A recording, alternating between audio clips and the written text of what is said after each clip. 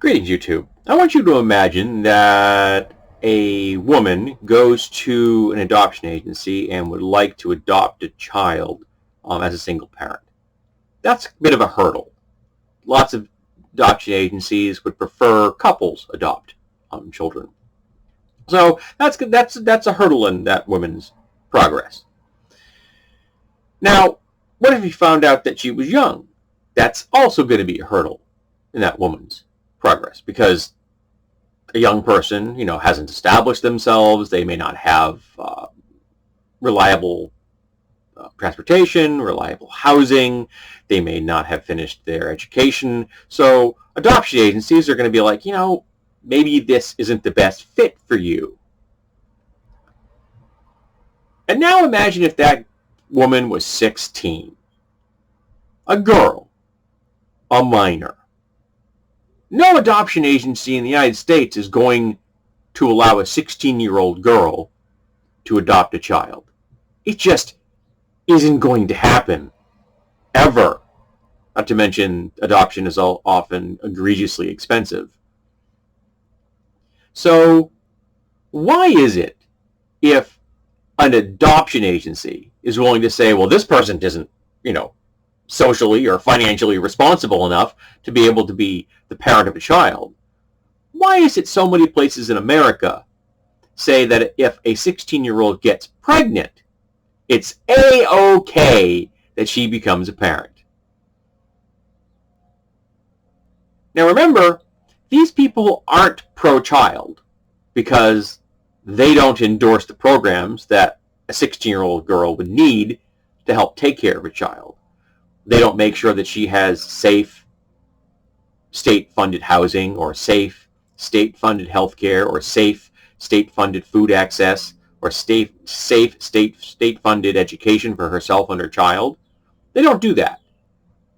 If they were pro-life, they would back those things. They would make sure that every single American has access to shelter and food and health care and education.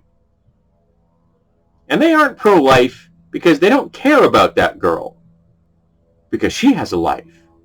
They don't care about the impact of what having a child would entail, the physical, psychological toll of having a child. Having a child can be devastating, both medically and mentally, to a person. Absolute medical problems can occur. That mean, like, the thing that pops up, I've seen a number of women have to deal with, is that having diabetes essentially during their pregnancy. But the emotional impact, postpartum depression, is real. Postpartum psychosis is real, though rare. These things happen. So they don't care about the girl. They're not pro-life.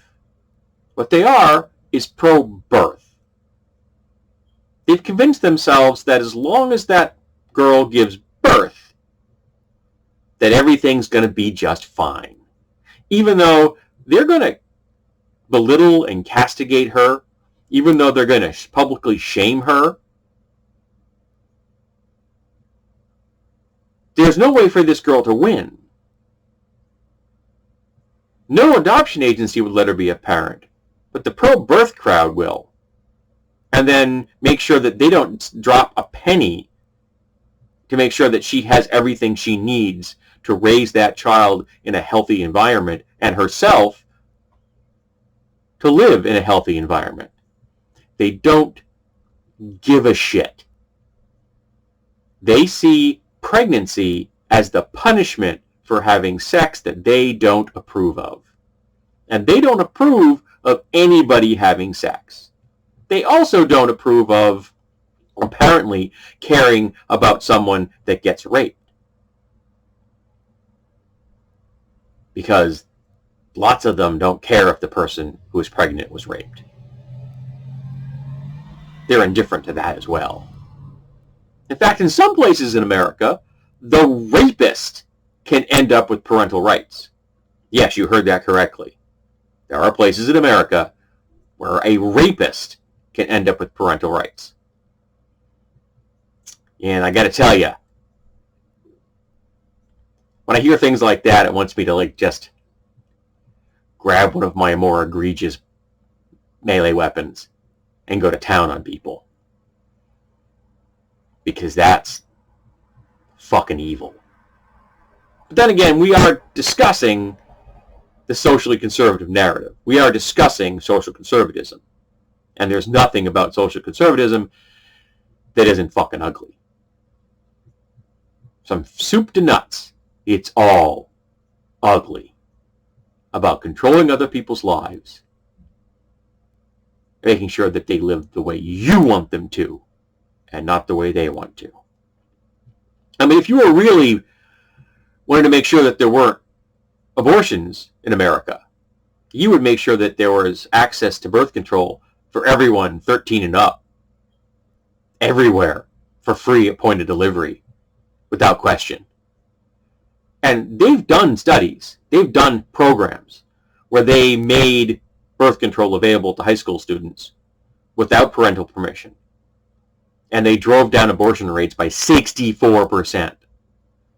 And for every dollar spent on the program, they saved $5.87 on state spending. Because of all the programs they didn't have to spend money on because girls had babies that they didn't want. Now, these people are just pro-birth. All they care about is that little golden moment while that girl has a fetus inside of her. And as soon as that child leaves the chute, they don't give a shit. They don't care if the child or the mother lives or dies. Because social conservatism is a fucking death cult. And anyone that tells you different does not understand the socially conservative narrative. Telling other people how to live their lives by rules that they don't want to follow. And I've said it in the past. If you want to follow a socially conservative narrative, go for it. But keep it to yourself. Don't spread it to others. Don't teach it to your kids, because it's a shit narrative. And don't try to impose it upon others through secular law. Keep it to yourself. Follow it as much as you want. But leave the sane people the fuck alone.